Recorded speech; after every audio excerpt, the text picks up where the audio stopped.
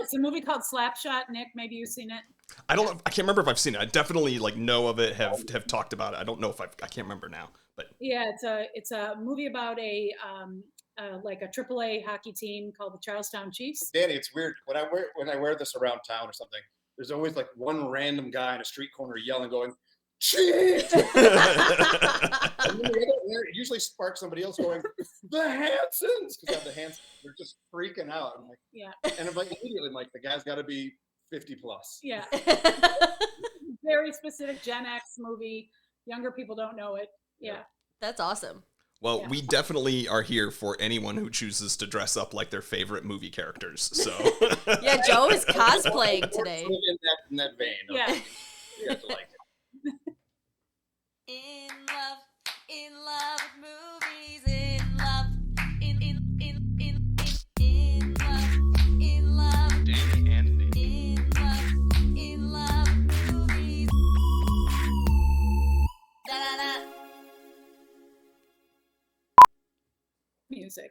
Welcome, movie lovers, to In Love with Movies. I'm Dani. You And were going to I'm- say you're Dani. I was not. I was going to say my own name, but you did just step on my own introduction. I'm You were like, first. I am going to just interrupt right away. And yes, you are first in everything. You are first in my life, my love. Correct. Can I'm you tell Dani. Can you tell the listeners? They know you're Dani. I'm Nic. Yeah. Can you tell them what the podcast is? No. Just kidding. This is season 5. This tracks. This of, tracks. In Love with Movies. Welcome, y'all, where we talk about movies and love. Imagine that. And we have a very fun couple that I've known you for how many years now? Almost as long as you've known me. When was the first day of improv at City? You know, 2014 or 2015, right? Yeah. Yes, I would say I think 8 years. Man. Wow. Yeah. Yeah, it's been a long time. Lisa and Joe Ward are here. Hello. We've actually been sort of aiming to have these two on the podcast for a while. They were one of the first people we reached out to in the first year. And this things never ended up working out. And then finally Joe was saying, hey, I got this perfect movie. We have to watch it. And we're like, all right, okay, cool. Never heard of it before, but yeah, let's do it. And what is that movie, Wards? The Sure Thing. The Sure Thing. So stick around for the second half, everyone, and we'll be talking a lot more about that movie. But first, we like to talk about relationships and get to know each other without a movie. So we already know a lot about you. We just mentioned we've talked to you a lot, got to know you because Dani and Joe used to be on the same improv team together. Yeah, and Joe, I think you joined because you're like, someone told me it's good for public speaking, or you're like, I don't want to do this again. I'm just going to do the first one. And then you stayed forever and never left. And then you became our cameraman and our #1 fan. Because I just had fun hanging out with young people. You're young at heart, Joe. You are. It was weird because I didn't need to do it for any professional, future goals. And, I was, a public speaker by trade. I'm like, oh, this could be great. And there's always two options. You can do like the public speaking sort of professional corporate Second City, or you can do like the fun, silly one, humor. I'm like, I'm going to try B. And, by the second day, I was like, I'm getting so much energy out and so much. And then at the end of, level A, you guys are all chit chatting like, okay, who all doing level B? I'm like, I guess I'm doing level B now. And it was like all the way, it was just so much fun. I'm like, and then when we all graduated and you all went on to, continue it, I became, the camera person, just to follow you around. And my YouTube is filled with videos of this. Yeah, that's true. What I remember specifically is like at every level, because I think it's A through E. Yeah. Okay, so at every one of those levels, we'd be getting close to the end of it, and after I think level B or C, they start having graduation shows for each level, and this is where I started to get to know Joe. And every time Joe would be like, "Nah, I'm not going to that next one. That's not for me." And then like 2 weeks later, when the next session started, Danielle would be like, "Yeah, Joe, yada yada," and I was like, "I thought Joe, no, okay, he's still in." Yeah, and then I think Nick and Lisa were on the same level because both of you are very supportive partners. So you came to all of our shows. Which I have to say, required in my case always a nap because the shows were always at like 11 o'clock at night. Oh, yes. beyond the age where I go out at 11. I'm usually Right. coming home at And 11. then at the end, all the youngsters are like, "Now let's go on clubbing." That's true. I forgot that was the case too. Yeah. Wow. Yeah. I'm so glad we're past like Wednesday night 11 p.m. shows. Yeah. That was bad. Remember when we all went out to, I don't know which place it was. You guys were desperate to go dancing somewhere, and of course I tagged along. Oh, and yeah. I looked like either a narc or everyone's dad. You're the chaperone. So I had a picture of Haley on my phone, and so I kept walking around going to the bar going, "Has anyone seen my daughter?" I do remember this. I do remember this. Yeah. And Haley was like, right behind them half the time. "Has anyone seen my daughter?" And all of a sudden some guy, doesn't really think it's a funny joke. It wasn't. And I'm like, "Has anyone seen my daughter?" He's like, "Right there." All right, cool. Well, Joe, you never felt like the chaperone. You felt like one of us. You're fun to hang out with. And then, Lisa, you added to that when we all started hanging out. And then even last year, I just remembered this because your birthday was just a couple weeks ago. Mm-hmm. On Nick's birthday, we hung out with them last year. Oh, that's right. Yeah, because we went to go see another podcast's recording. We are all fans of How Did This Get Made? Mm-hmm. Oh, yeah. And I remember we watched Morbius At our house. at your house in advance of it because that was the movie they were covering. And oh boy. But this I podcast.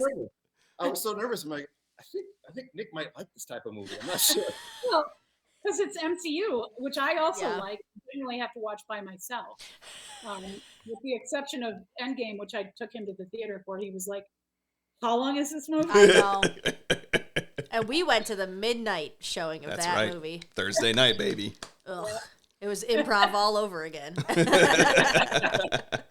But anyways, we're not here to talk about me and Nick. People know about that. Yeah, I was gonna say, Lisa, this qualifies for you as well. But Joe, you were talking about like, oh, you considered doing the sort of business, side of things for the improv, and you're like, I can't, and like, I can't see you there, Joe. Like a bunch of stuffed shirts, like trying to like stay, professional while also, trying to let loose a little bit. Those things seem antithesis to improv and your personality. So yeah, you guys are both just like. You fit in no matter what age you are. It feels like you're the same age as everyone you're hanging out with. Yeah. Well, that's nice. Yeah, we like you guys. So tell us all about your life. I think what she means by that is we would love a Cliff Notes version of your love story together. So Yeah. give us the sort of meet cute, the how you then, convinced each other or vice versa to, stay together until now. Okay, well, and I think it's interesting because I think it's relevant to the movie we're going to talk about because the way we met and the early days of our relationship wouldn't bear any resemblance to the way people get together nowadays. And the movie is in the same vein where it wouldn't happen today. But anyway, so we met at a party at my apartment in the real world, like no dating apps, anything like that. They didn't exist. This was way back in 1993. I was living with two roommates, and we lived in Lincoln Park, and we would have these epic parties. Like we would often, my roommates and I, look around at each other and say, "I don't know anyone here." There'd be 12 empty kegs laying on the floor in the living room, and we're like, "I don't know who any of these people are." So anyway, one of my roommates had a younger brother who happened to be Joe's roommate at college. Yep. He was still in school. I was graduated and working. And whenever we would have these parties, the college age roommate or brother and his buddies and friends and roommates would show up to the party, and they Sure. thought they were so cool because they were girls that were 24. I was 20. And we could, Whoa. and I'm going to say this because it's relevant. We could make them do anything. They would show up and we'd say, "Here's $50. Go down the street, get a keg, bring it." And we were on like a second floor apartment. They'd have to house these kegs up, Oh. and they were so excited to like come to our party that they just would do whatever. We would send them out. So this is relevant because, as many people do at our wedding, we had the reading about the wedding at Cana, where Jesus turns water into wine. Okay. And of course, because my roommate's brother and my roommate were the reason we met, they both were in our wedding. She was a bridesmaid, he was a groomsman. And so during the wedding at Cana, I turned around and pointed at Gary, and I was like, "That's you bringing the wine." I always would say, that it was like the wedding at Cana. Those guys would just come up the stairs with more booze until like 4 in the morning. So anyway, Joe turned up at one of our parties, and that is how we met each other. And at the time, he was 20, I was 24. Yep. Right? Yeah, because we're 4 years and 2 days apart. We discovered at that party that our birthdays are 2 days apart. Yep. I always forget that part. I had shown up early with Gary and helping everybody out, and she was still getting dressed and walked out of the bathroom or something, bumped into me, and I'm like, "Hello." And I think immediately I wanted to do like the Fletch line, from Fletch, like, "May I borrow your towel? My car just hit a water buffalo." It literally ran in my head, and I couldn't get it out. Like, because half of my life I just quote movie lines. Like, "Oh my God, the perfect movie line. There's a girl in a towel," and I'm just like, "Hey."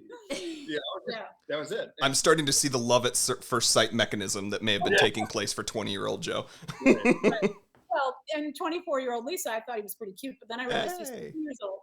And I don't want you guys to think I'm shallow when I say that. But at that It's age, the worst setup ever. At that age, going out to the bars was a very big part of my life. It was like my friends and I went out 5 nights a week, basically. And so I thought, well, I can't date someone who's 20 years old and doesn't have an ID. Right. I mean, he's not going to be able to go out with us. Did you almost say I don't have a license? Well, you had a license, but you didn't have a license that would get you into a bar. Didn't have the one that mattered. Over the course of the evening, we discover our birthdays are 2 days, 4 years and 2 days apart, and that they're coming up. This was at the end of July. Our birthdays are mid-August. So I was like, oh, he'll be 21 in a couple weeks. All right. Right. Yeah, Fooling me, she's like, "All right, I'll talk to you in about a month." this could work. So anyway, that's how we met at that party. And then I gave him my number, and he didn't call me. Uh-oh. Joe. I was really annoyed because I thought, you know what? Well, obviously I called you. Well, You see, it's this whole like, how long is he gonna wait? well, he waited like 2 weeks to call. In fact, he called me I called you when? on my birthday. Oh. Aww. His birthday had been 2 days before, and he called me on my birthday. Perfect time. And he said, "A happy birthday." And "Oh, hi, it's so good. My friends and I are going out. You're 21 now. Would you like to come with us?" She looked at her calendar with a big red circle. So he came out with us to a bar that was across the street from our apartment, and the rest is kind of history. We knew pretty quickly that this was like the real thing.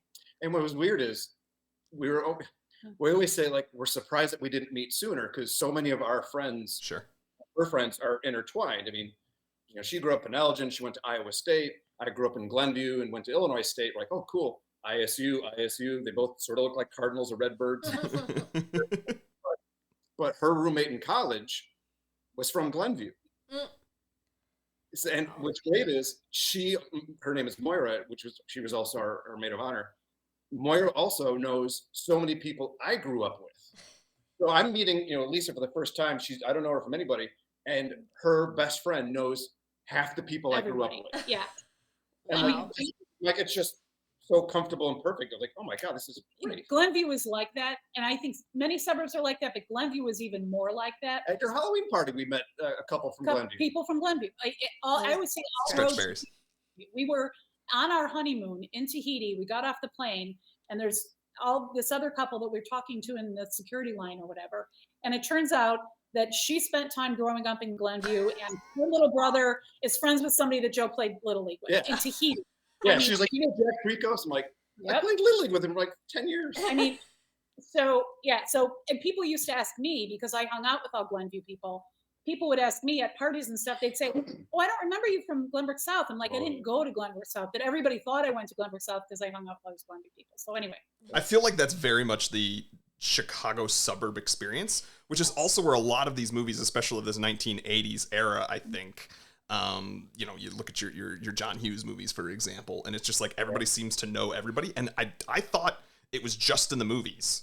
until you realize that a lot of those people, like John Hughes, grew up in the Chicago suburbs. Until you married And me. then I married and met you. And I swear to God, we've had that same exact experience so many times. Because especially with the, like you said, 4-year difference, Danielle will meet someone who went to either another school where she knew a bunch of people or, was a sibling of somebody that she knew from her own age. And like, it's that 4-year difference that is just enough that you weren't like in the exact same circles. Right. But between siblings and friends that you have that are a year or two apart, like the crossover, the Venn diagram is very, very strongly overlapping. Yeah. It was weird. Like, like Moira's, what she was with the connection with my brother's girlfriend. Oh yeah, Amy McLean. So the girl that Joe's brother dated forever, all through high school, and you can bleep out the name if you need. And all That's up to you. her family, that the girlfriend's family and my friend Moira's family were best buddies. Their moms were best friends. So when Joe and I first started dating, Moira's mom was like, "Wait, Joe Ward, is he related to Jim Ward, who's dating Amy?" Yeah. I mean, like it was. And then I think the funniest part or the saddest part was Moira. It was either Moira or her sister. She said, "Oh, do you know so and so? They were in your grade." I said, "Yes." "Oh, we used to babysit for her." Yeah.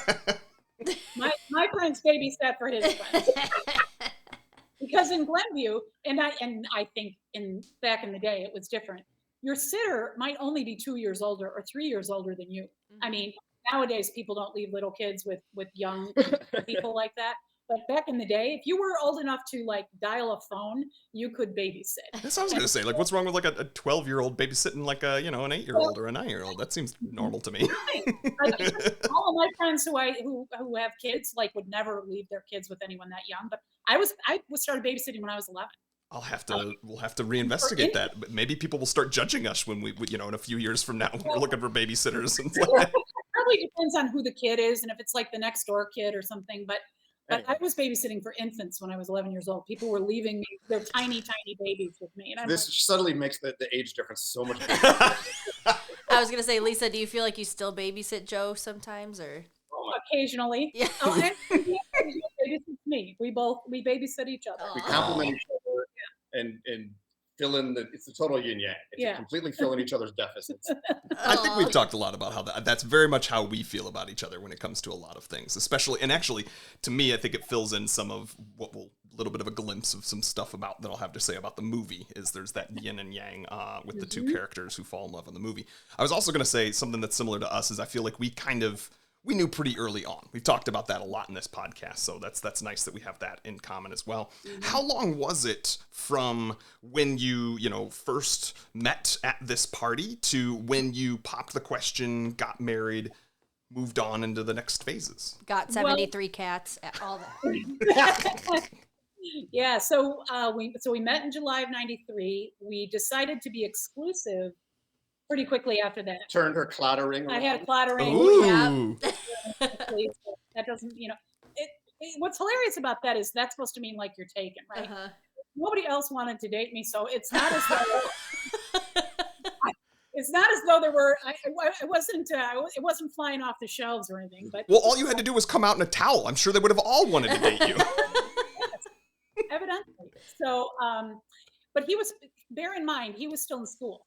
So Right. Joe had another year. Year and a half, yeah. He had another year and a half of school. Okay. When we met, he was just going into his senior year and he did an extra semester.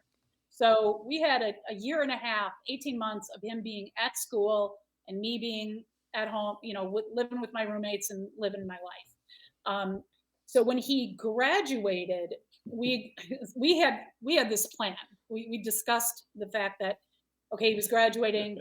What were we going to do? Was he going to move home? What's going to happen? And we decided that we wanted to move in together. He was going to live at home until my roommates and our lease was up. So he graduated in December. Our lease was up in May. So we're like, okay, we're going to get an apartment together in May. And so we did that. We made those plans. I can't remember at what point told your parents that was happening. That's not cool. Now, bear in mind, by this time we've decided we're actually not moving in with just each other. I'm not really done living with my roommates. So he's going to move in with me and all these girls. Oh my gosh. Well, it was the four of us. 4 of us, and then there were 5 of them. Well, yeah. So it was me, Moira, Janine, who was the original sister of Joe's roommate in college. That's how we met each other. Julie, or my sister, Julie, and your sister. and my sister. Okay. So here's me and Joe in the like master bedroom or primary bedroom of this like duplex down kind of condo thing. Okay. And the only reason we can afford it is because we got 5 people in a 4-bedroom apartment. Right. Yeah. It was really nice. It was brand new. It was super nice. And he moves in with all these girls, and he's like, right away, he's like, oh my God, you know, there's curling irons everywhere, and he doesn't like the way we're hanging up pictures. We're using the wrong hardware to hang up pictures. And he's just running behind us, basically fixing things. We were calling him, and again, this may be a reference that you guys are too young to know, but we were calling him Schneider, who was the handyman on the show One Day at a Time back in the 70s and 80s. Oh, yeah, we watched the reboot of that. Half our audience just tuned out. There was this show called One Day at a Time, and it was about a mom and a divorced mom or widowed and 2 daughters, and they lived in this apartment. And the guy down the hall, the handyman, was called Schneider, and he would come and just fix anything they needed. Schneider was always in their apartment. He was real funny, and it was a sitcom. So anyway, Joe, we literally started calling him Schneider on the first day. We moved in together. That was in 95. 95, and then a year later, 96, we were married. Yeah, we got So his parents were not crazy about us living together, even though it was him and all my roommates. It was as you had 4 chaperones. But his mom and dad were like not cool with that. So we ended up getting engaged very quickly after we moved in together. We got engaged Just to shut them up. We knew when we wanted to get married. We knew we were getting married in the fall of 96, but just to get his parents off our back, we got engaged very quickly. And then we lived together. You're living in sin light that way, as opposed to just like proper living in sin. It's living in sin light, as long as you're engaged. Yeah. As long as you're like, you know, yeah, it's really funny because then, well, whatever. I'm not going to talk about his brother and the way the wife went down the aisle. It's okay. I was at my mother's wedding in her belly. And it did not keep her from being upset about us living together before we were married. So, you know. Yeah. So anyway. So we got engaged a couple months after we moved in together, and then we lived together with my roommates for another year, and then we did get our own apartment a few months before we got married. We got married in October of 96.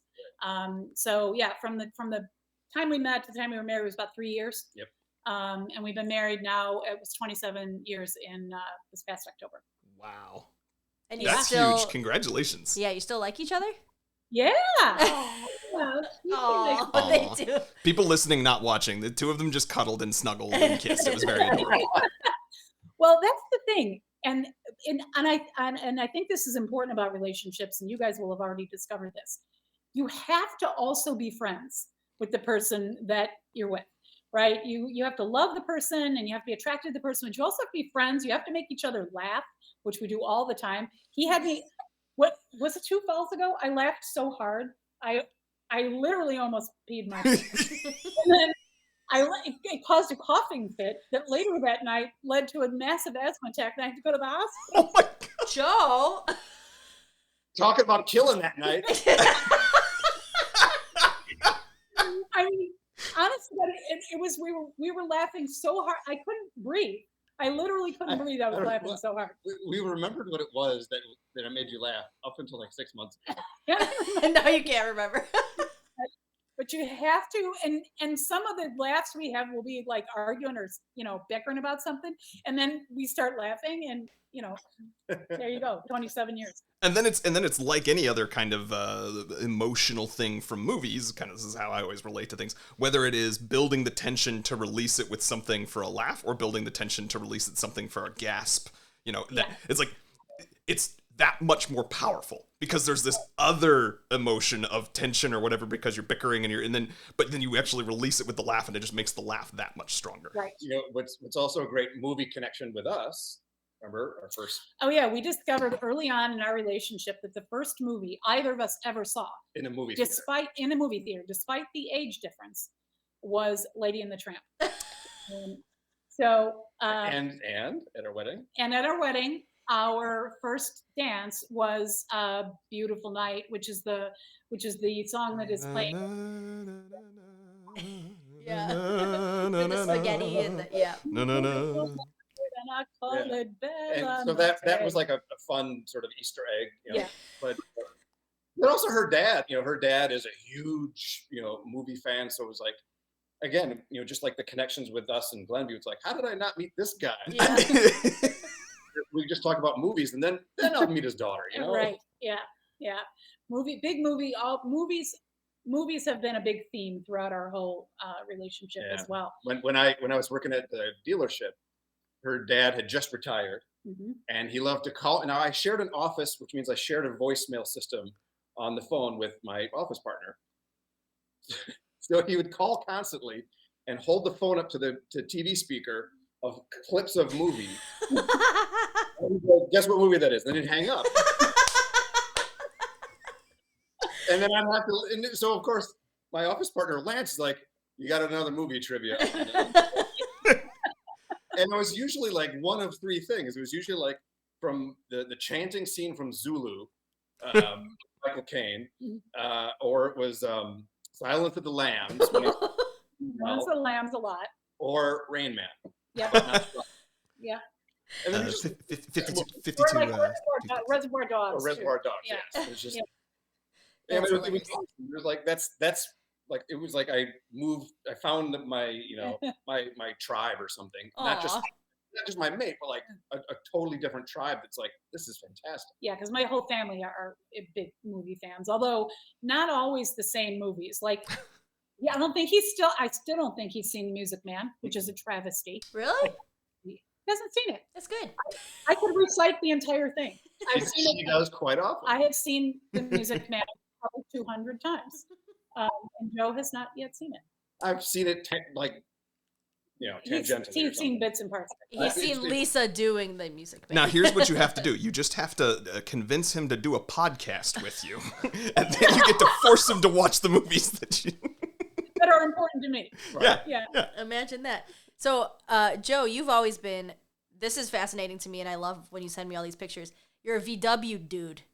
Have you Yes. always been a VW dude? And then, Lisa, have you shared that love, or because of your partnership, you've fallen in love with Volkswagen? Yeah. Yeah, it's it's a long, strange trip, pun intended, I guess. But so yeah, with me, I'd grown up with Volkswagens. My parents' first car was a VW Beetle they bought in Munich when my dad was stationed there for the army. Then they got a Westphalia camper bus, and so the only cars my family and I had ever traveled around in as family until I was in fourth grade were Volkswagens.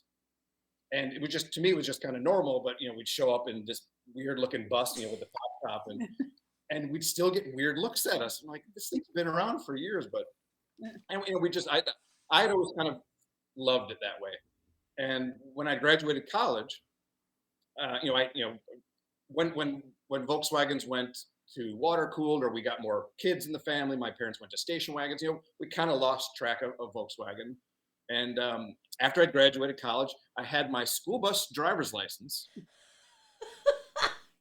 because I had been an archery instructor at a summer camp for 2 summers prior.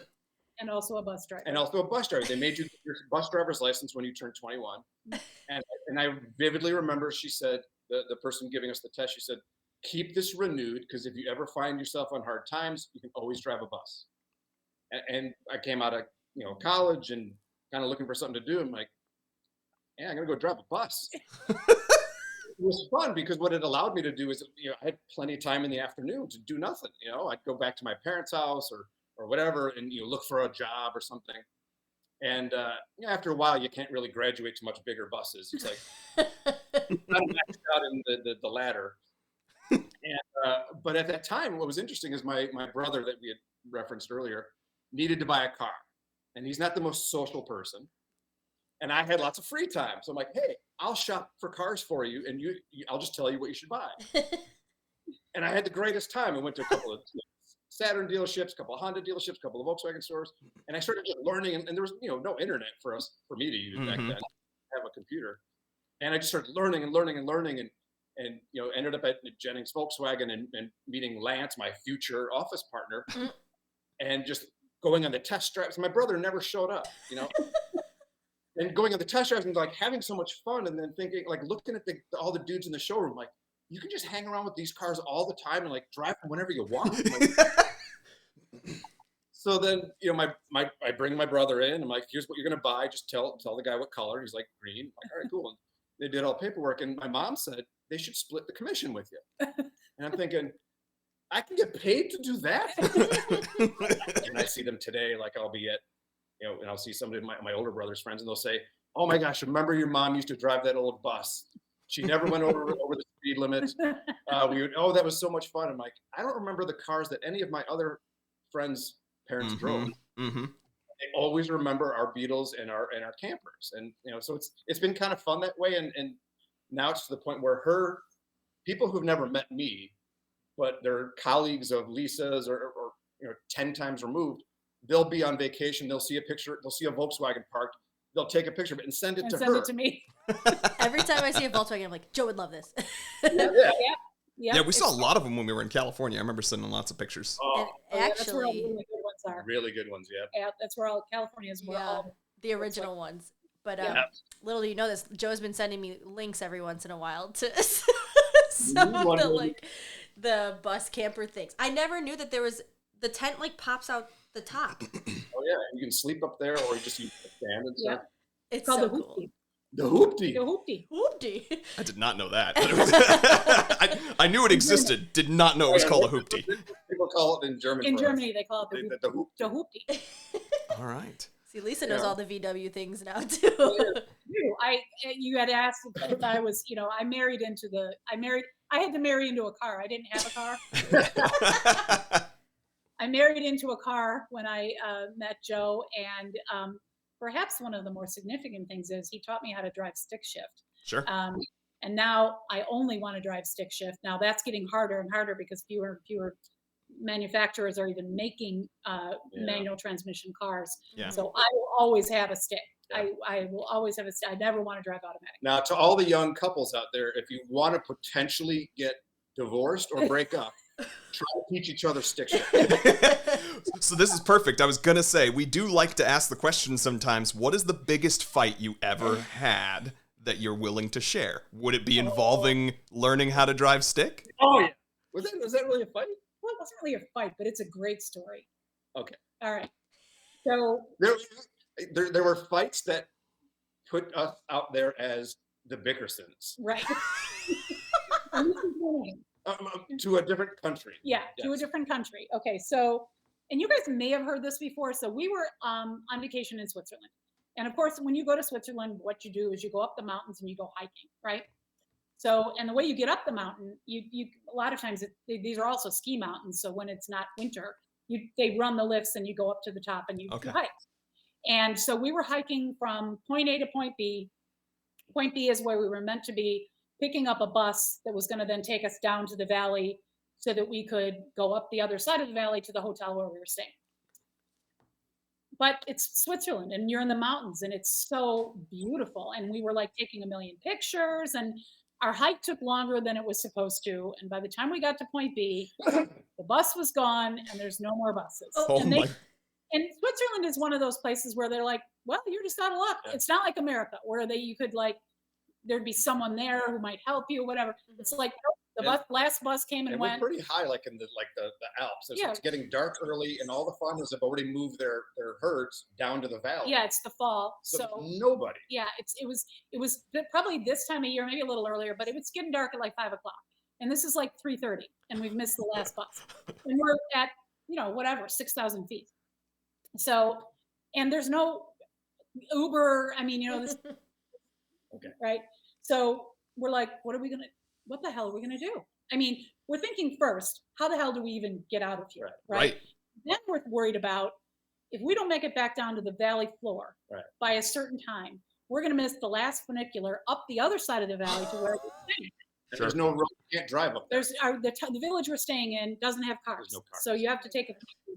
So we start walking, and we're walking and walking. We're walking down the mountain. Yes. I mean, it's like the sound of music. And be like, like little sheds or farmhouses, and I'm trying to kick the doors and stuff, and she's like, "There's nobody around there. Everybody just went down." I'm like, "Come on!" And I'm trying to be, super positive, like, "We're gonna do this." And I'm like, "We're gonna die." Yeah.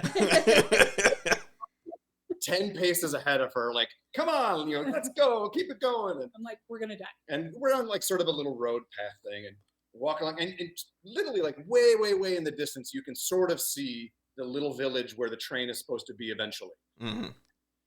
But it looks so far away. You're like, this is ridiculous. And we're walking, and we come over this ridge, and we see this really beautiful house, kind of a chalet, a couple stories, beautiful, with this giant perimeter fence, that like a cow fence, right? Like you see in a farm, but totally around it, and parked with inside 20, 30, 40 cars, and lights are on, right? People. There's People.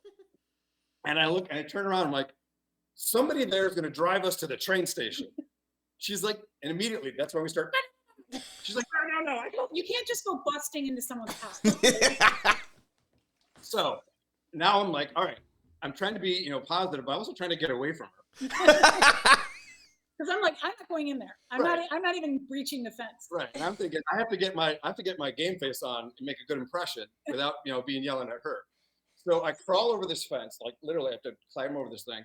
And I'm looking through the windows, and I see probably 30, 40, 50 old men, like 70, 60, Only men. 60, 70, 80, 54, chairs and tables having dinner, just quietly having it, like a weird meeting of some sort. I didn't quite get it. And I'm looking at the window, and there's a door off the kitchen, and I can see she's like slowly, I think, making her way over the fence. I'm like, all right, this is it. And I go blitzing in the back door. It was open. And I walk into where the kitchen meets where the dining area is. And I get out my little Rick Steves English to German translation book. Didn't even think about the language barrier. And I go in there, I'm like, Entschuldigen Sie bitte. Wir nehmen halt meine Reisepassgestohlen, or something like, And it was like just the needle scratch, just like The entire room was quiet. and I could hear the door in the kitchen opening up, and Lisa's walking in. I could hear her like, I'm so sorry. I'm like, shut up. So I'm like, can anyone help? And now I'm doing like charades. I'm like, can anyone help drive us? And so the young guy gets up and says, okay, well, how can I help you? Broken English. And we put up this map and said, okay, where are we? And he says there, and said, well, we need to get to this place over here at this time. Not gonna happen. And finally we convinced him to ask someone, would they be willing to drive us? So he speaks something in sort of a Swiss German, and all of a sudden this probably 80, 85-year-old guy just goes, Raises his hand. He walks past us. He's got his napkin in his shirt and everything. He walks past us, just doesn't say a word, puts his plate in the oven, closes the door, and just goes. And so we're like, he's gonna drive us. Oh my God. We jump in his car, and I open up the gate, and he doesn't speak any English, but he's kind of sort of tapping his watch like, give me a timer here. How much time do we got? I'm like, 7, 6. And he's like Mario Andretti, just cutting through. Da, da, da, da, da. And I'm whispering back to her for some reason because he doesn't understand. It's like, how much Swiss francs do you have? And we added up like we'd like 90 Swiss francs. He comes just like locking it up at the train station. Like, oh my God, we're gonna make it by like a minute. We're trying to give him this money, and he keeps going 9, 9. I'm like, oh, and I take a little bit away. How about this much? 9, 9. And what does he do finally? He finally said, "No, auf Wiedersehen. Get out of my car." And he lights it up, disappears. Back up the mountain. And we're high-fiving each other like, we've got some karma. We just cashed in. This is fantastic. Yep. And then we get on the train. Oh, no. Then we get on the train because we're taking the train to the funicular, and we have to get off at a certain stop in order to get to the funicular. Right. And as we're approaching the stop, I say to Joe, this is where we're getting off. And he's like, and in Europe, you guys been there, that you have to like unlock the door yourself. Like it doesn't just open, right? Like unlock that door. We're pulling up to the platform. He's like, no, we haven't stopped. Right. Like on the L, sometimes they stop a little bit short of the platform. You're like, well, that's why they didn't open the doors, because we fall in. And so to me, it was very dark. It looked like we had stopped short of the platform. And Lisa keeps going, grab the handle, open the door. I'm like, no, we're just going to fall up. You've got to move up to the platform. And so, of course, that starts bickering. And he starts creeping up a little bit. I'm like, see, I told you so. And then he starts going faster. I was going to say, it's not a creep. Now We're trying to open the door, explosion immediately. and there's a train full of people, and we're fighting. In front of all these nice Swiss people, we're having this massive argument. So we get off at the next stop, and we're arguing now at the train station, and there's this guy walking his dog. So, well, she's looking at the train station map, and I'm like, hey, we hitched a ride once, we're going to do it again. So now it's pitch dark, by the way. And I'm standing in the middle of the street, just like anybody. And there's no cars. And we're arguing over the train station map. And she's like, come on, that's not gonna work. I'm like, shut up, we're gonna stay out here. And this little Swiss guy comes up and goes, how can I help you? And we give him our situation. He goes, get on the next train in 1.5 minutes or something. Like, we just got off that train.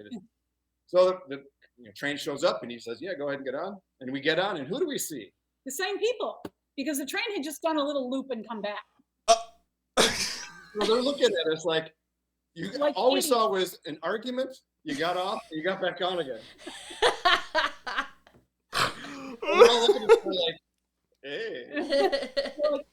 Hi, we're the dumb Americans. The yeah. And the long story shorter, all this fighting, and we're like, it was stressful because we're like, we might not know if we have money to stay in the valley if we have to. Right. Sure. And then all of a sudden the roles get reversed, where she has to be my nurse for a day and a half because the only place that was open was some place we didn't quite identify properly, and I ate some stuff that didn't identify properly with mine. We finally get back up to where we're going, and he eats something that makes him violently ill. Right. So he's puking off the balcony of our hotel room. And running to the restroom to do the other thing. Yeah. And, and I had to take the funicular back down and go to this pharmacy and ask for diarrhea medicine. And so the thing about it, in marriage, you have to concede every now and then. Mm-hmm. At some point, it's I was right. I got us up here. It's at some point, it's I'm going to have to rely on you to go down to the valley and get medicine for me. So I'm sorry that we were fighting earlier, but please help me.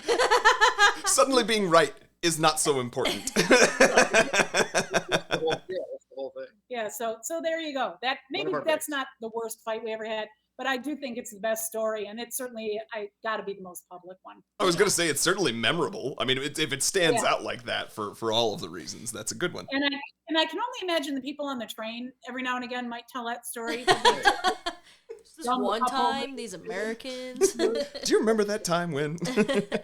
It was just so, and you look back at it and you're like, wow. I mean, we weren't a young couple then either, but how it went from, we missed our stop to immediately eruption and hating each other and you were wrong, it was your fault. It's this is just a little blip. It's not a big deal. Yeah. I feel like travel can do that. I mean, I think some of our biggest fights probably happened in Peru when things travel-wise were not going well. Yeah, and we both had food poisoning. Yeah, that also occurred for us on the same trip. I was like, you get off the toilet. No, you get off the toilet.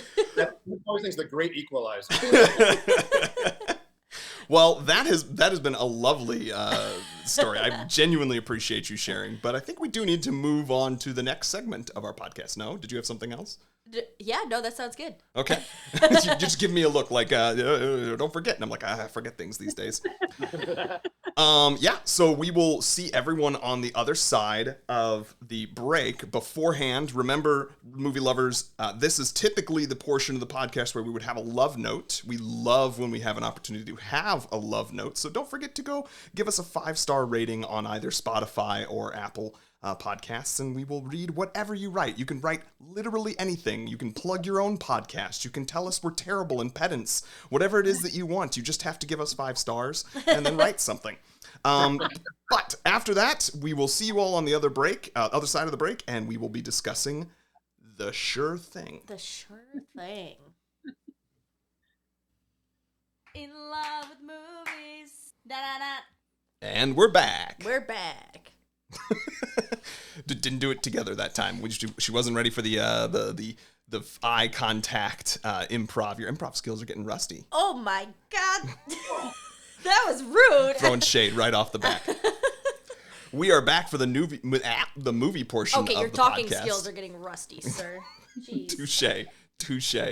Let me talk. So we're going to talk about a movie that the awards picked out, The Sure Thing. The Sure Thing was, let me tell you some opening credits, Nick. 1985 is when this movie came out. Were you born? I was not. Me neither. Now who's rubbing in things like an asshole? No, so this movie was 1985's. Just a preview. One of my first notes is this movie's opening was so 80s. But we'll get into that. It was. Starring John Cusack, was in a lot of these sort of romantic comedies, teenage, coming of age movies back then.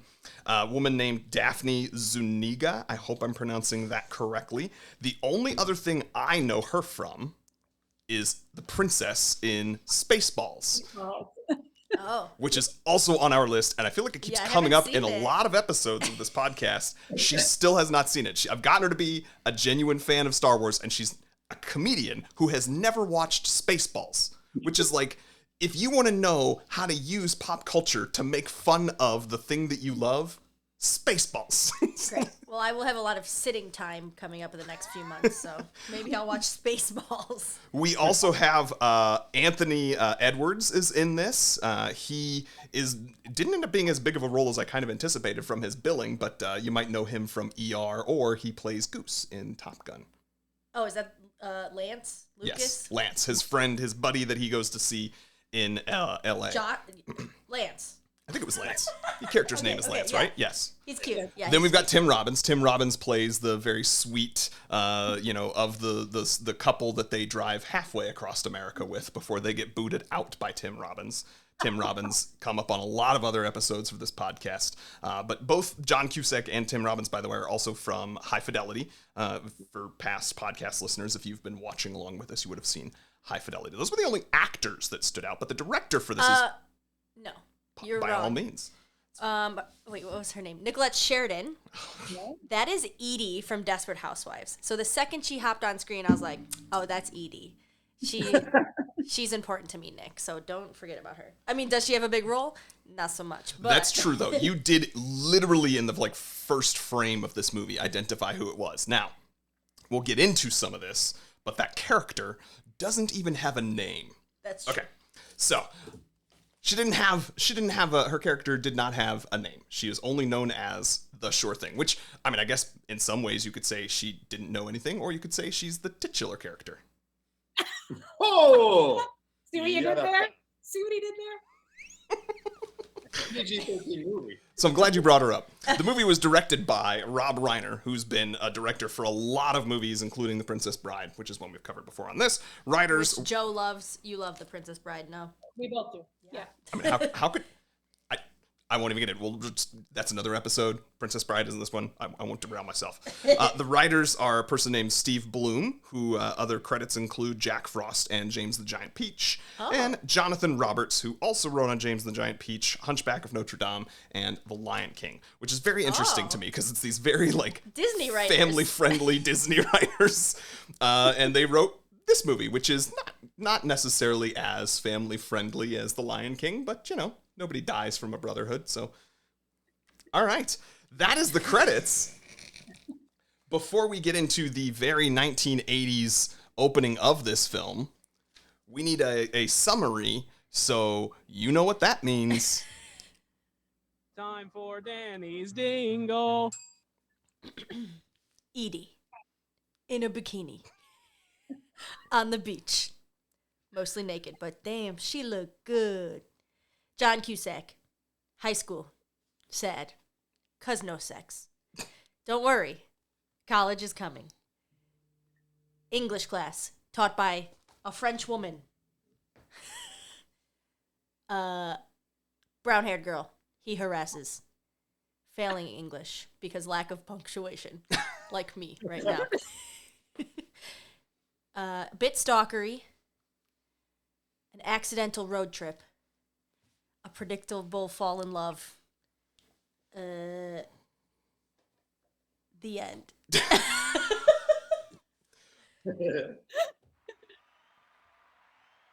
Thank you.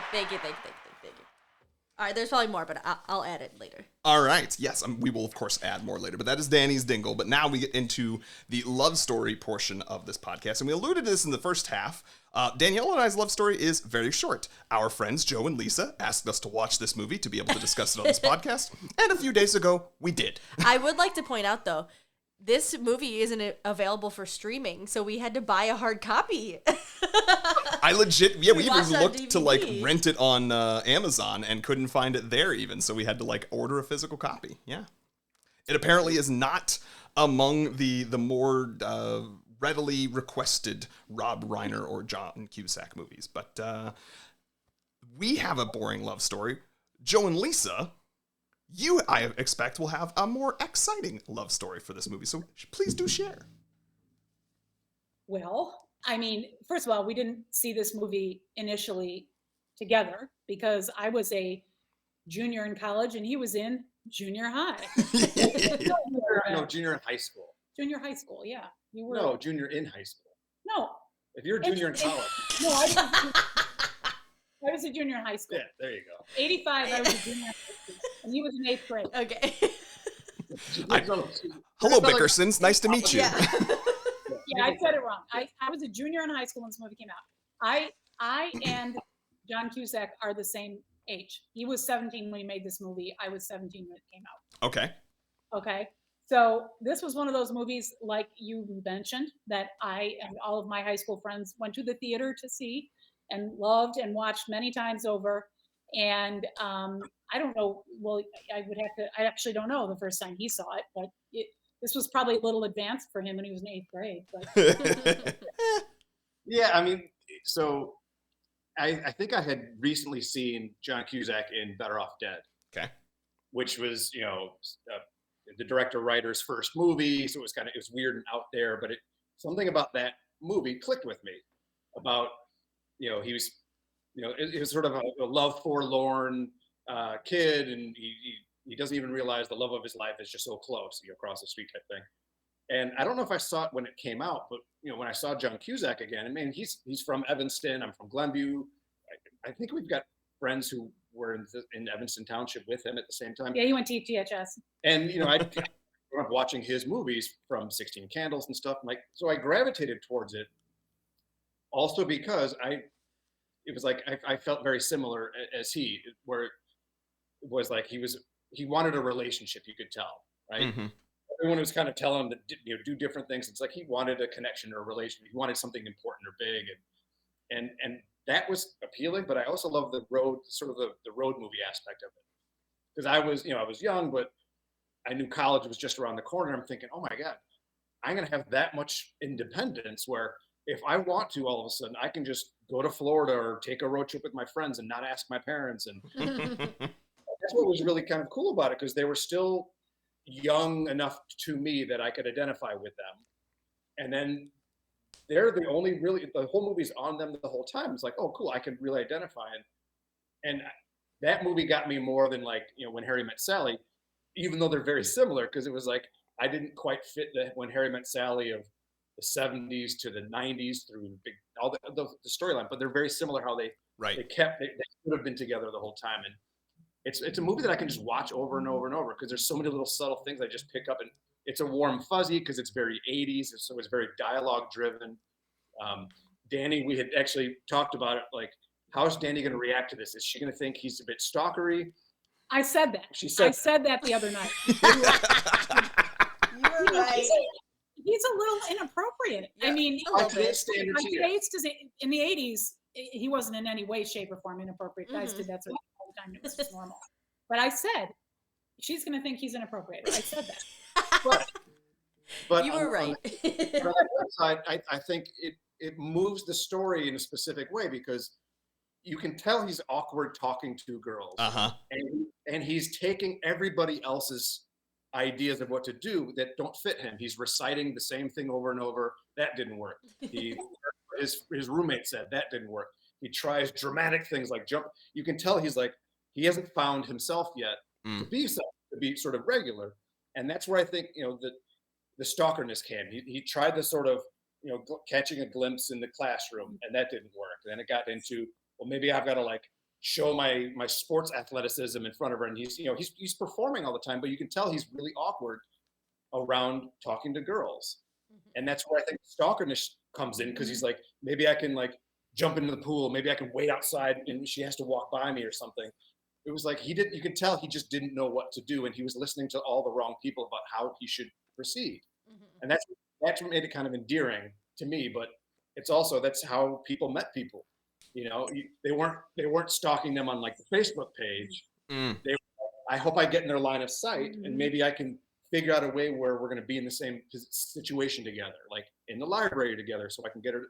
And then you can see he blows it again. He gets with her, and he's like, and his true self comes out with her.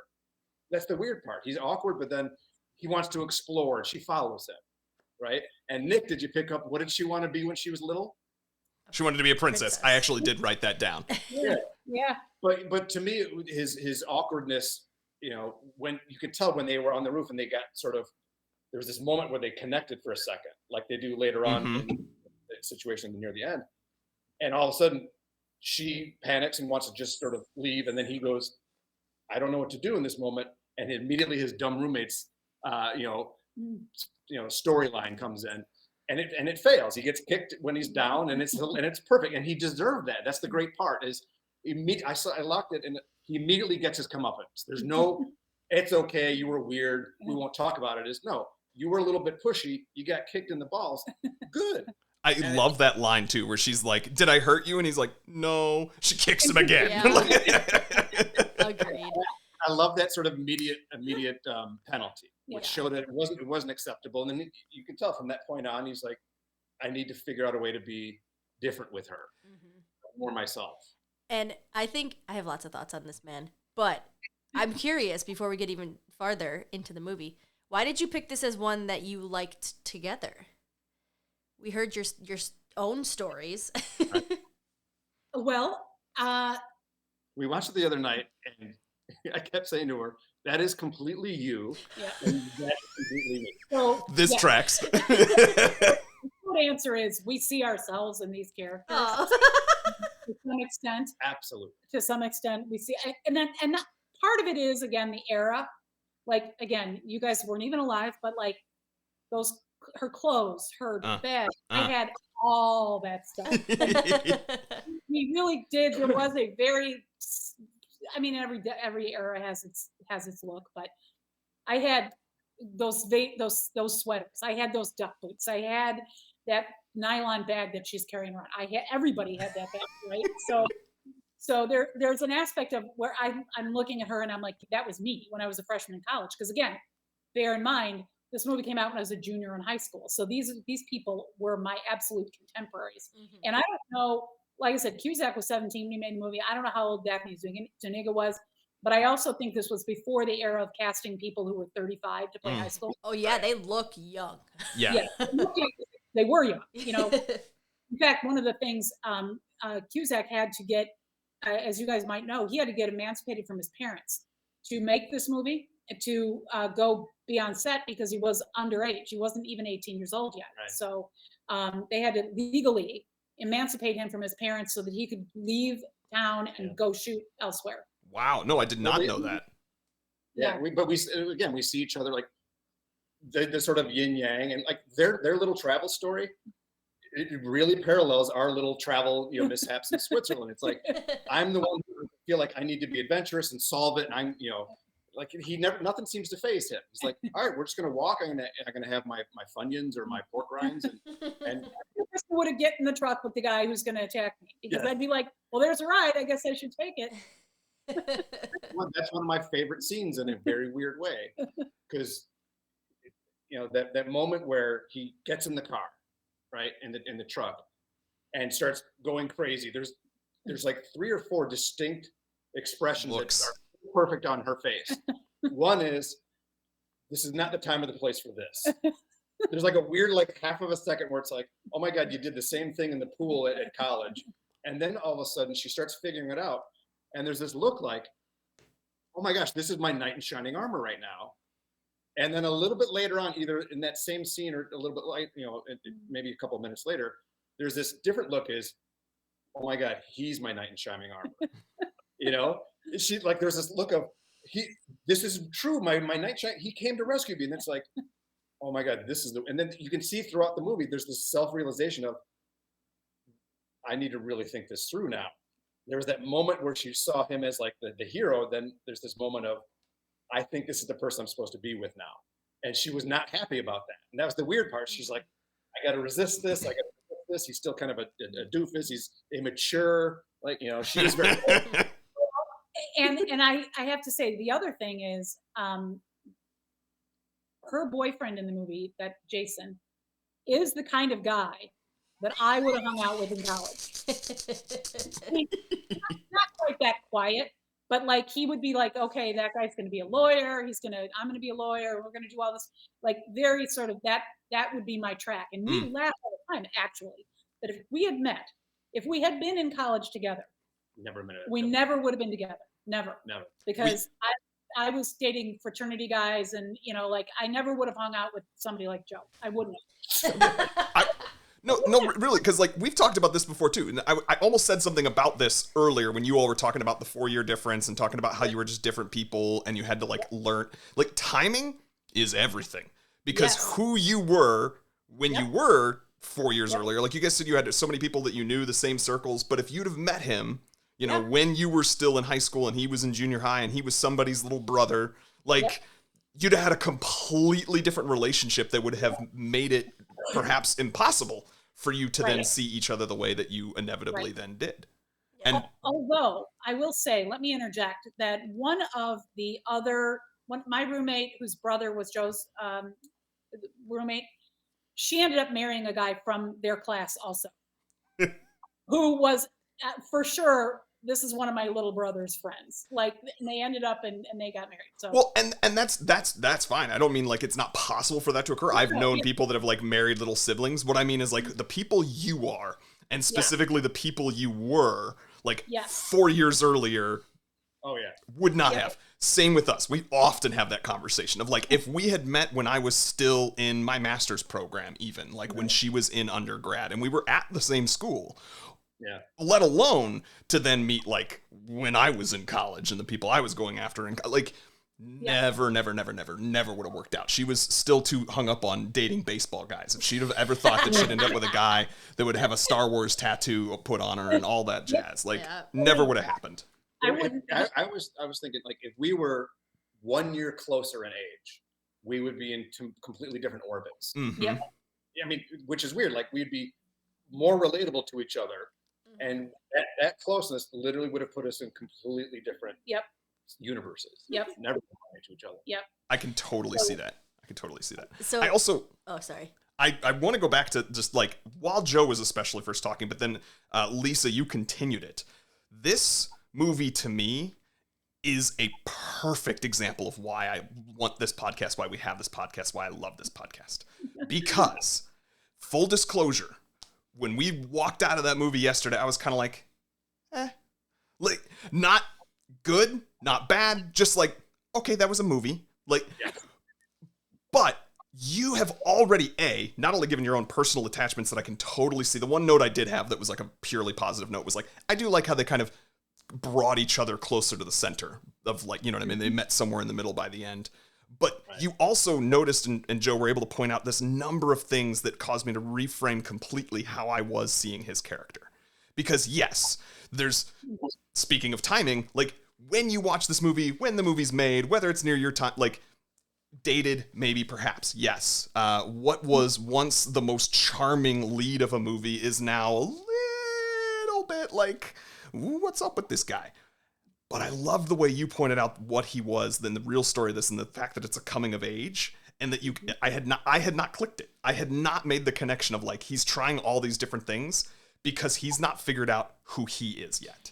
And that is what college freshman year is all about. And then some, well past college freshman year. He really thinks that like the point of being a boy, especially because Lance is his friend, is to get laid. Yes. Like I wrote down the line that was like, sophomore year, I did it 2 times. Junior year, 4 times with not even the same girl. So like that's something that's on the forefront of his mind. And then you do realize at the end, he doesn't choose the sex that was the sure thing. He chose the person that he liked. And I do want to say, Joe, I agree with you. he was stalkery at first. He came on really strong, but then you see him develop into like, oh, if I'm just a nice guy, or if I just listen to her, or if I just like, Right. yeah, I don't have to be so creepy. Well, and I think the real him is being a wordsmith too. Yes. Like that's because the connection of it all at the end is when he's sharing this story and it's all in his own words, and she's added probably punctuation, at least I assume, the way that the professor is sort of proud to be reading it this time. Oh, yeah. But even the very first one, he's talking about friggin' pizza. Yeah. And the amount of just like detail, like I have never had such a vivid picture in my mind of a pizza based on someone's words. But that's what it gave me. And then later on, he's like, his friend is writing that like letter to Penthouse or whatever. And he says like, oh, add XYZ line. Because again, he's just, that's how he communicates. And I think he talked about the pen or something when they were together too. And she like is criticizing him for form. And he's like, no, but where's the passion, the art? He says, don't use tits, use 2 handfuls or something like that. Flesh and make them defy gravity. What I love about that, okay, with the writing, for example, he's a wordsmith. There's a great moment at the end where they get out of the truck. He rubs off on people. Did you notice the truck driver? I hope you appreciate your impending good fortune. Like he's the wordsmith is the truck driver who gave him the ride because he's been sitting next to John Cusack for 15 hours or whatever it was. It's like he has that effect on people where now this guy's over the top and verbose, but that's such a great point. But the idea of like his creative level of writing, for example, that to me I really identified with as well. As I used to write these really bizarre first person type writing, like in my creative writing classes in high school, just trying to be so unique and etc. But what you notice about him is as the teacher reads all the other students' papers the first time and even the second time, you can tell that the whole class, they don't understand what it is to be creative. Their idea of creativity is dots, the hearts on the eyes or lavender. For him, it comes so naturally, he can't help it, but it's misdirected. It has no guardrails to keep it kind of cohesive. But this idea of he's just this wordsmith and this excitement level he has, and it carries all the way throughout the end. And there's sort of this redeeming value of even the sure thing. The girl who has no name and is kind of perceived as a slut the whole time throughout the movie, that's never really who she is, because that's everyone's image. It's always a dream somebody has about her or what Lance said about her. But when you can see when they meet, she's just as awkward as he is. And it comes down to is she wants a relationship too. And it's like this woman who's like, oh my God, here's this whore who's going to come in and just let herself be used. There's a redeeming value in that at the end, where it's not just he says no. It's like she says, well, I'm not just going to let you use me. You need to actually commit some sort of a connection with me. And I like that, where it was redeeming of her. But what really gets me about the movie, besides just the relationship level of that and is how well made the movie was from that sort of perspective, how much care there was to the movie. Yeah. I think one of the reasons why it might not be streaming is sort of like where Freaks and Geeks, one of my favorite TV shows, forever it wasn't streaming because the music in it is so expensive to license, and nobody wanted to take that on. And then the creator said, well, we're not going to let you substitute it with cheaper music because it doesn't fit. And if you listen to the soundtrack, like you can tell every song was so well placed. And then how well the director again, rhyming. Rob Reiner. How we talked about when they get in the Volvo, the little Volvo to drive off. I'm like, that is a perfect. And she and I have driven in my little Beetle, and Danny, you drive next to me. Yeah. That is the perfect the decision. That was the perfect car to pick. There were modern cars, but the character who's driving it Tim Robbins has to drive a vintage car. It has to be a Volvo too, which I think is a perfect pick. And it has to be a little small car because it's like now you've heightened the stress levels. Like when he's trying to get the beer out of his pocket, there's this whole like elbowing and it wouldn't work in an SUV, right? But like all the music, and when he's walking down the street to the bar, right, where he meets those two guys, they sing and stuff. One choice I love there is that they wanted this to be a family-friendly movie, right? You know the waitress in the bar who kind of rolls her eyes at the guy for Yeah. eating food? She's actually a burlesque dancer. She was supposed to do burlesque in that place. A whole burlesque show. She's like a famous burlesque. And then, Uh, you know, Rob Reiner made this choice Rob not Reiner- to do that. and think about it, who's the producer? Henry Winkler. Who doesn't love Henry Winkler? Right. So like you have this decision of like, okay, we want to tone that down. But then if you watch really carefully, really good filmmaking, the beat of the music, somebody's gonna hurt someone, right? As he walks into the bar, it's timed to the steps he's making as he's walking up the sidewalk to the bar. You can hear it coming out of the bar. It's like these little fun things like that. I'm like, that's so clever. Or I just noticed it the other day, the subtleness of how they act. When she's on the phone with Jason, when he first goes over to her room, and you can see their two personalities diverge, right? She's classic sort of sweetheart mentality it's, cool handling. James Dean, you got, Posters on the wall. posters on the wall, classic Hollywood. Mhm. So you immediately figure out that's who she is. She wants love and romance, but that's not what she gets with her boyfriend Jason. But then when she's on the phone with Jason, and she's like, "No, you say first. I love you too." Da da da. If you look in the background, there's a reflection of John Cusack's character, and he's talking to the little shark as though he's talking to Jason. He's like, "No, I love you." This he gives at the end. I'm like, I never noticed that because I was always looking at Daphne. It's like it's the movie making element because I wanted to be in film when I was young. Yeah.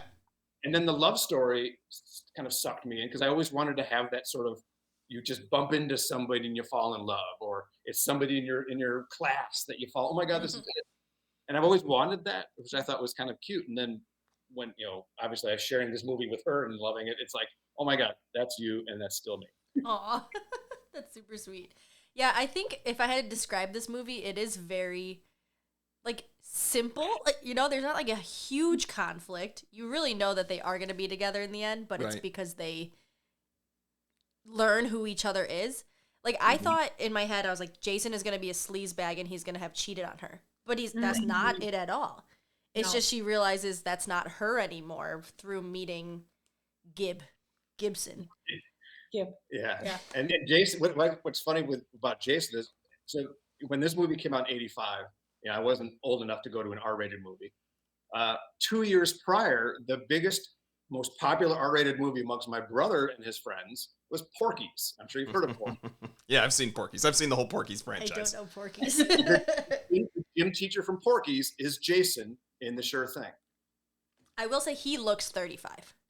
He Yeah, looks he does. way older than Oh my her. God, yeah, okay. And Yeah. well, what's interesting about their relationship, you can tell that they've been probably dating since she was in high school. Yeah. Right? They're from the same town probably. And Lisa identified with it with her friends from Iowa, right? Oh yeah. I mean, I knew there were, and again, this is Danny. This is something I was talking about the other night. I said, Danny's going to think this is weird. Girls, it's just different now. When I went to college, there were girls in my sorority who would tell you right out and would say, "I'm here to get my MRS degree." Yeah. That's it. They went to school for no reason other than to marry a dude, to get married to somebody. I don't think, Or they're still dating their high school. or they're still dating their high school boyfriend. I don't think that young women today are doing that. Maybe I'm wrong, but that was so common in the mid 80s. As much as that's very much, modern day America, that was still like super common. I had so many friends who got married when they were 22, like the summer after we all graduated from college, they got married. Many of them now divorced, by the way, may I say, whether it was a high school boyfriend or to somebody that they met in college. But that was super common. So for her to be, I know that people like a modern audience might watch this movie and see her and say, well, that's not realistic. Why would a girl that age, a freshman in college, have such a serious boyfriend who Right. looks like he's 3 or 4 years older than her, and they're planning a farmhouse in Vermont? And Flannel No. sheets. He was so excited about those flannel sheets. years old. But that actually was, I mean, there were a lot of even kind of career-minded women who were thinking like that when they were freshmen in Right. college. That was not so weird. Yeah, because she seemed like she was career-minded. She was just as excited about the fact that she was going to be a lawyer. She was just planning to be a lawyer with this man that she had already found. Like, Right. If you listen really carefully, there's a very, really important reveal of, Jason and she, on the surface seem so perfectly compatible, right? They love everything the same way. But that's the thing. If you hear her when they're in the little like B&B together, and she's talking about restoring a farmhouse and basset hounds, you can tell that they do share a lot of stuff in common for the different reasons, though. Mm. He wants the farmhouse because it's an investment. She wants it because it's warm and cozy. So there's a disconnect in terms of he's not very passionate. He's not a passionate person, and whether that means lovey-dovey or just being like passionate, full of life, because he's looking at this farmhouse as a business adventure, and she's looking at it as like, oh my God, this is going to be the sweetest thing, like this that I have right now with you. And that was where it's like, oh my gosh. And then again, that awkwardness came out between them. Personally, I think it's one of the most perfectly cast movies. And I think what you guys will appreciate is how it could have been cast. You had mentioned, Nick, that Anthony Edwards didn't really have a big enough role. He was actually originally trying out for the role of Gibb. Sure. But the same year after this movie came out, Anthony Edwards got his chance to play a Gibb-type character in the movie Gotcha. Okay. Add it to your list. Yes, Yeah, I don't know. The movie Gotcha is set in the same college that the end of The Sure Thing ends with. UCLA. Yeah, it's UCLA. Literally, Anthony Edwards, it's probably like a month after the first movie ended. He's now at the same school that he was just before. Now it's just a movie. And Robin Wright from Princess Bride was supposed to be Daphne. She was Oh, supposed wow. to be character. And that Rob Reiner didn't think she was right to play Allison, but he's like, he remembered a year later or 2 years later, he's making Princess Bride. He's like, wait, I know who should be Buttercup. And Rob Reiner, to me, with this movie, reminded me a lot of John Hughes, where he would listen to the actors. Like the actors, you can tell, had a lot of influence in the storyline, or I think most of those shirts were probably John Cusack's own personal shirts. One of my favorite one is, I don't know if you noticed, when they're in the B&B and he goes into the place to just put water on his face. He's wearing, on his shirt, he's got President Eisenhower, and we got Tina Turner and President Eisenhower. So it's an Ike and Tina shirt. Ike and Tina. And I'm like looking at it, but the scene where they do the shotgunning of the beer, and this is my favorite part, was like, he decided, John Cusack was talking to Rob Reiner saying, here's the thing I know how to do. He's 17 years old, and he's telling the director, here's something I know how to do. I know how to shotgun a beer. And that's why it's in the movie. And it's like a central storyline. Yeah, and that's literally why it's in the movie. And then when we started joking around about it, it's like, what did you say? Of course he knows how to shotgun a beer. He's from the North Shore. They all start thinking of course he knew how to shotgun a beer when he was 17 years old, still in high school. That's hilarious. I had questions. I don't know if you know this, Joe or Lisa. Where does the movie take place? I got the UCLA part, and that was very stereotypical. Like, we're in California, hot babes, and we're in the pool. But What's I the was school assuming that they're coming from supposed to be? Yeah, I thought high school was Chicago or a suburb of Chicago. It's the Midwest. Yeah. And then what school is he at? So he's at a compendium of schools. They filmed some stuff at Cornell. They filmed some stuff at a bunch of other things, but they wanted very specifically, it was a choice. They did not want his school to be identifiable as any one school. Right. So it was meant to be a Northeast college. I did get the Northeast, but I then remember they said Northeast somewhere. You said something about Ivy League. I did not remember them saying anything about he Ivy said League. he was going to go to an Ivy League or He something said Ivy League at the beginning. So, Okay. Yeah, you can tell he's really smart, and sort of this generic Ivy League. And then there's parts where they're on the road trip. You're trying to figure out, is that Wisconsin or in Indiana? Yeah. Yes. Yeah. And his roommate wears a university it said U of W on one of his shirts, and I was like, what is that? It's a U of W rugby shirt, but it's not Wisconsin because it's not the right colors. So I don't know. They just made it so One of my, again, two things. One of my favorite things about the set design of this movie is, and I love to pause it and look in the background, like, why did they choose this or why did they choose that to be visible in the shot? And there's a scene where he walks in on his roommate with his roommate and the girlfriend, right? If you look at that's new. right, what the roommate is using for essentially a headboard is a giant picture frame like a family would have of their family photos, that when you go down the staircase and they've got like the oval cut out and the square cut out. and you look at it, it's his entire family is bouncing as the and I love the whole idea of like he had the heart, or maybe his mom made him hang it up, and now it's just this picture is just he should have turned it around, you know. But what's great is like if you look at it really, you know, quickly, there's pictures of like him as a little kid and like his family. I'm like, that's just so wrong and so funny at the same time. That's hilarious. Yeah, I hadn't noticed any of that, including the posters with James Dean that I think are like you said, especially critical to her character. But it is he that walks in and pokes him in the eye. Yeah. Because I do remember that, but that was Paul Newman. He poked Paul Newman. Oh, well, that's his competition. If you think is like his competition is in his mind is the smarter, more accomplished person. So he walks in and is like, how am I? If she likes Paul Newman, how am I gonna hold a candle to Paul Newman? And then there's James Dean. Oh my God, these are the most classically beautiful men in the world. People swoon over them. And he's like, yes. So his what I like is his way of being the attractive one in the room is to attract the attention of he's kind of silly. He's funny. He's the class clown where he's like, I don't know how to talk to girls, but I can juggle. Right. yeah, And he's constantly like after he got kicked in the balls for like being stalkerish, he's like the little boy, you know, who like likes a little girl and will ride his bike back and forth by her house, or like, look, I can juggle, or look what I'm doing. It was just, to me, that was so cute because I'm like, I really did that type of dumb shit when I was in grade school. And here he is doing it, you know? I totally at one point thought to myself, like, I could see you diving in a pool as like a joke to just like catch attention and especially get a girl's attention for sure. Yeah, no, that tracks. Anything else that you specifically knew you needed and wanted to say, Daniel? Well, men are just dumb sometimes, and it's so funny how they're like, yeah, man, I'm gonna get laid. But then at the end, it's a very sweet thing. Oh, the one line I wrote down that made me chuckle was, every relationship starts as a one-night stand. I was like, what? Which truly, like, it sounds like some platitude that some college guy would have heard and thought sounded, you know, somehow, I don't know, wise. But when you just take 2 seconds to pick that idea apart, you're like, but no. And then this was all Lance, and then he said, girls like a challenge. That's why he said he's a possibly gay virgin. And then that's perfect because you can see Lance has just been feeding everybody lines of BS, especially about the poor Nicolette Sheridan character. Yeah. He's represented her probably as he has misrepresented his best friend back to her. Yeah.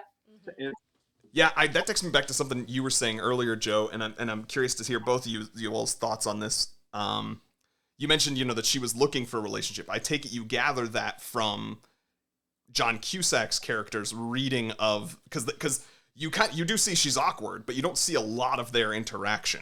But then when he's sort of retelling it in his written story, you know, she says, you know, tell me you love me before, you know, we go any further. And that's obviously where becomes the repetitive thing. But I don't know. In my head, I thought that might have just been him embellishing, giving flowery language. So you think that happened really the way that, okay. Yeah. She really said that. And I think she really said that. And I think it shows his real character of, you know, remember everybody at the end was like, oh, he's a traitor, and like threw stuff at him for not, you know, pulling the trigger on it. But it shows his character. He could have embellished, and maybe he did, but he could have embellished to make him look like a stud. Right. He made it look. He gave her credibility that she was never offered throughout. It's, you know, she basically it was like she was plagued with like a high school, you know, like rumors or reputation right, that she didn't deserve, and she gets sort of a reversal at the end of it. Right. Yeah. Right. Yeah. And that's what I thought was really sweet about it is she didn't come off bad either. Right. You know, Lance is kind of like the one who's the villain. If there's a villain in this, yeah.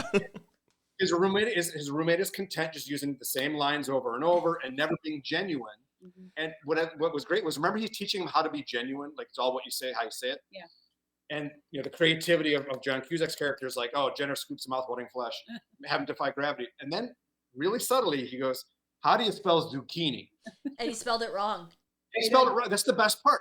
Totally intentional, I think. Yep. Because that was a demonstration of, with confidence, he said Z-U-C-H-I-N-I. He just got a lecture about how to be confident, or he's about to get a lecture on how to be confident. So he has confidence. Like nobody questioned him. He goes Z-U-C-H-I-N-I. with confidence. Did And it you was catch wrong.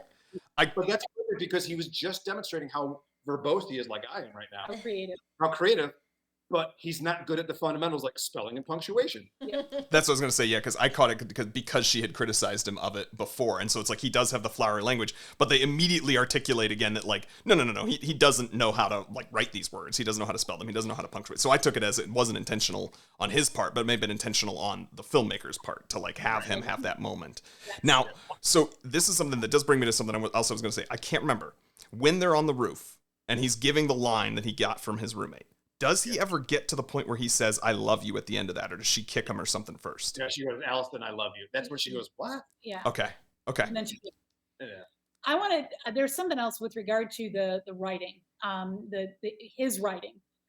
The only thing that ever struck me that as just kind of not aligned in this in this narrative was the fact that the creative writing teacher, who they've gone to great pains to make her look like, you know, she's got like the scarf and the hat and the accent, and she's like obviously this like old hippie or whatever they're trying to convey with her.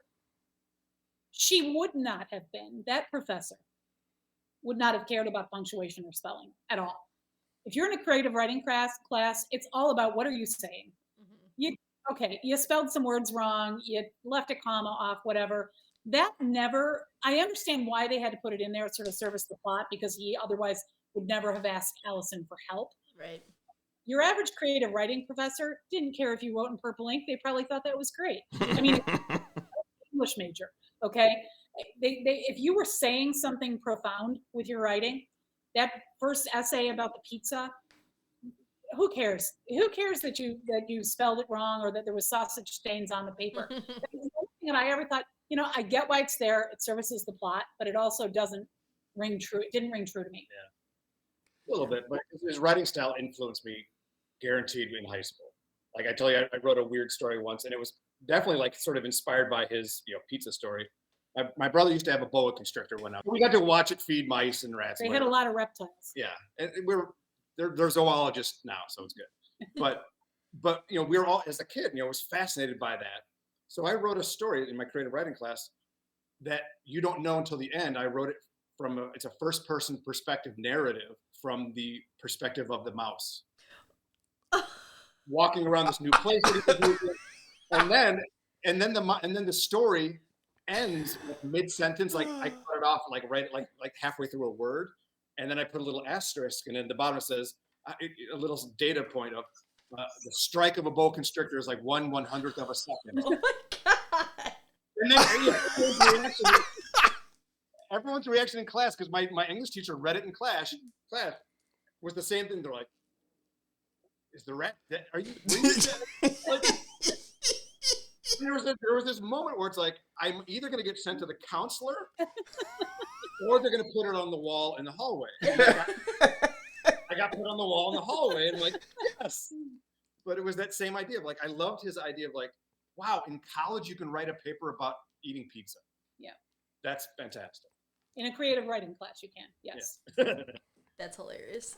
That is good. And that sense of humor is also so very much Gib. So Yes. to go full circle of where the two of you are those characters. Is there anything else you're dying to share about the movie? Were there any other trivia things we wanted to talk about? We talked about the shooting shotgun and the beer. Yeah, a lot of the, you know, Coach Oppenwall. Nah. Let's see, Gib, Rob Reiner. I think it's just the care that was made to the movie. And there's nothing that really sticks out. I can't think of. Well, so there's one other thing that we believe that John Cusack, the actor, has an arc. Yeah. Oh, yeah. That goes through a lot of movies that he's made, starting with Better Off Dead, which was the one that Joe talked about before. Or 16 Candles, actually. 16 Candles, Better Off Dead, this movie, Say Anything, High Fidelity, Hot Tub Time Machine. Hot Tub Time Machine. Like, he's almost like the same guy Yes. in all of these movies that are just with different characters around. But there's a through line, and maybe it's typecasting or whatever it is, but we believe there's an actual John Cusack universe where all these movies could only be made with him in them, and that this character, that there are similarities of this character as he matures, as he becomes an older guy. He's starting Right. with 16 Was Better Off Dead. He's in high school. Then this movie, he's in college. Then Say Anything is post college, and High Fidelity is post college. And so so that's just a theory Well, that and we then Hot have. Tub Time Machine is post-divorce. Yep. You all are not the first ones to say that to us. If you have not listened to our High Fidelity episode, you should go back and listen to it, because I genuinely cannot remember if our guest said it on mic, but I know for a fact from other conversations that guest has exactly the same opinion that you just portrayed. There's a John Cusack universe. We're just all living in it. Yeah, that's good. Hilarious. I like that. So should we get to our heart ratings and our renewing of vows? Fosh. You want to go first? All right, so we're going to, out of 5 hearts, how many hearts would we rate this? And then would we renew our vows watching it again? I'll give it, this always happens. I was going to give it lower, and then we talked to Joe and Lisa, and I'm like, oh, I get it now. So I'll give this movie a 4 out of 5. I think it's sweet. It's a little dated because, men and women. But otherwise, it's a very sweet, calm little love story. So 4 out of 5. Would I renew my vows? We own it, so you should probably watch it again. I expected you all would bring it up. I had it quite low, but I you've see brought that me up over to there. from a 2.5 to a 3.5. I'll be Dang. honest. Like you brought me up that high. I still not going to quite give it a 4. I think that both John Cusack and Rob Reiner have been stronger. But I obviously understand why you all give it higher, given the personal connection. But that's, again, the reason why, like, there's movies that I have that if I were to be objective about how good they are, they're not good. But they have some meaning to me. Yeah. And this is still a good movie. Here's my comfort food. Yeah. And then would I renew my vows? Honestly, I would have very definitively said no, and I still am like, I don't know that I ever will, but given that we do own it, and given how much we've talked about, I want to go back now and watch, like, the moments and the stuff in the background like you were talking about. So, I don't know, maybe. I'm at least a maybe on that. I assume I know the answer to at least the second part of this question for each of you, but make sure we get it from either of you, and then what would your ratings be as well? 5 hearts out of 5, and I absolutely would watch it again because I've seen it already about 50 times. And once I really like a movie, as we mentioned before, I will watch it many times more, for sure. Without a doubt. Yeah. And I picked it also for you because it's a sweet, not too deep, but a sweet love story about this young love. I'm like, it's not offensive, it's not an R rating, it's not, and I like how it's dated in a way because there's no cell phones to rely on. Right. There's no, Right. they have one credit card, and it's like there was a time where if you didn't have cash with you, getting cash was difficult. Like, where do you get? There was no ATMs. Yeah. Yeah, there was a line in there of, like, it's the one place that would accept a credit card. And, like, the idea that the only place that would accept a credit card is, like, the fanciest place in town, that is a outdated idea. But there's no exaggeration there. All of the appropriate time frame things are very real and were real stuff. Yeah. Definitely renew it. Yeah. Well, thank you for making us watch this. Yes. I Yes. have genuinely never heard of it ever. I really had not. And I like John Cusack, and I like Rob Reiner movies. So the fact that I don't even remember anybody mentioning it. So I'm glad very much so that I've watched it now. I'm going to do something new. Okay. I wrote down what the IMDb and Rotten Tomatoes ratings were for this to give an idea of, like, where do we all land compared to, the rest of society. Interesting. So IMDb gave it a 7 out of 10. So that'd be right where I ended up landing. And then Rotten Tomatoes gives it an 86%. Those are high ratings, both of those. They are quite high ratings, and you all are closer to the second one than I was. So most of my favorite movies fall into the 4.6 categories. She's not wrong. There's a Gen X influence in both of those, so I think, and this is a Gen X movie. It is. So yeah. It's cute though. Yeah, this has been a lot of fun. All right. Well, I love you, Dani. I love you, Nick. And we love you, Wards. Thank you so much for being with us. Thank you. Thank you. It was really fun. Oh, they love each other. They love each other. All right. We love you too, movie lovers. Goodbye. Bye-bye. In love with movies. Da-da-da. We did it! Fair enough. And I know people have had it worse, and maybe I'm just a wuss, but Yeah, maybe you are. I just don't like it. But as much as we joke about wishing that was possible, I can't like do this for you. So I know. like, Right. you know, you're the only person who we can use to gauge about how horrible this was. Like, It's just wild. Everyone's like, pregnancy's so magical, and I'm like, you.